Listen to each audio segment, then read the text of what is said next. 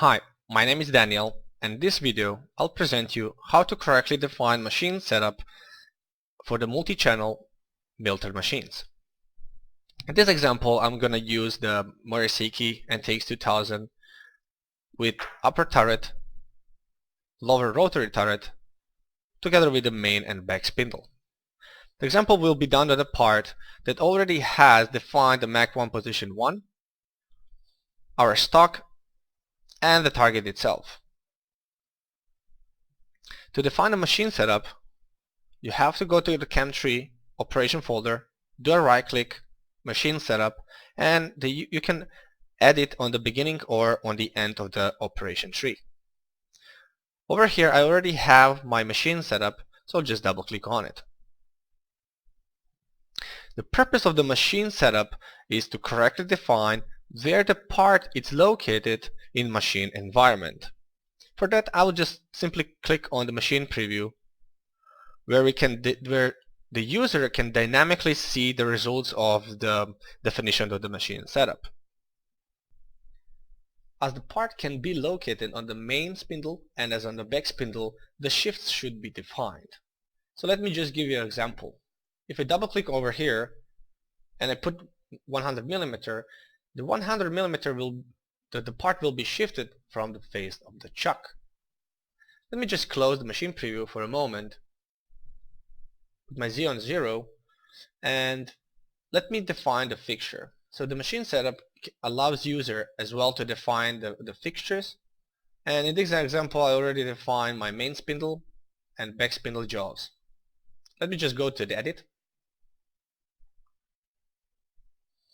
and since it's already predefined, I'll just simply click on generate an envelope. The envelope will allow user to more dynamically see where the fixture is located while he's defining the CAM operations. Now I'll just go edit as well on the back spindle. I'll just click on edit.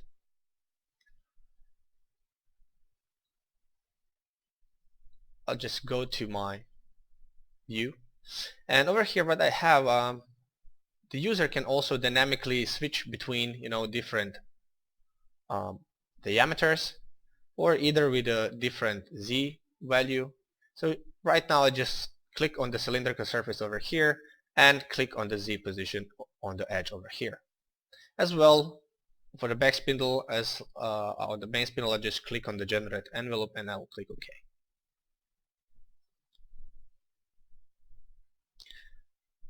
What I'm going to do right now is I'll just define where my part is located on the main spindle with a shift from the face of the chuck. My face of the chuck is on the edge of these jaws, so just click on it.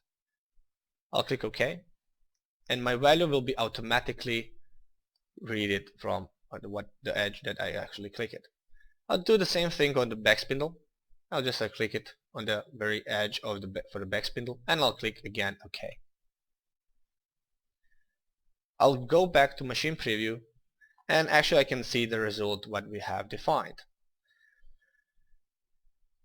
As the part can be located on the main spindle and the back spindle, here we can actually define where my machining process will start, either on the main spindle or either on the back spindle. And actually dynamically we can see where the part is located. Okay. Everything what I show you so far, it's known as single home programming, where the user is actually using the Mach 1 also on the main spindle as well as on the back spindle.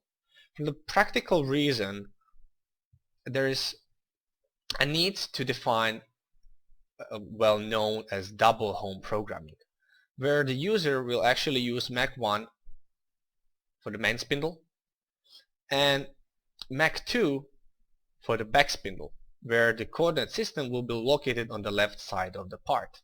So let me just show you how to define that. I'll just click simply OK.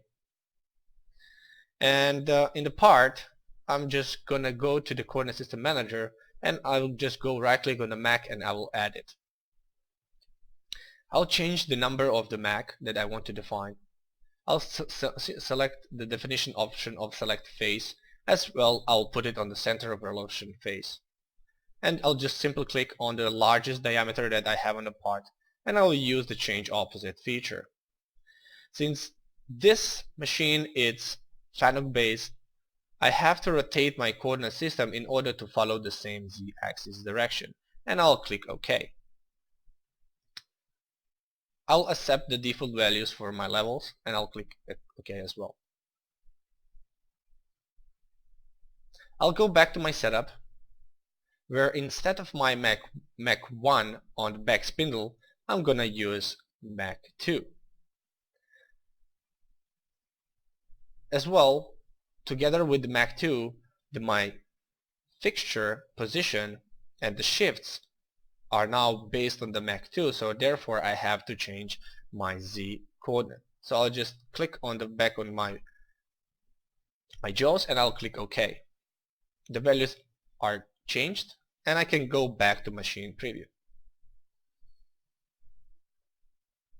As you can see, coordinate system is well defined and ready to go. For any question, please contact SolidCAM support on solidcam.com, clicking on the live help button.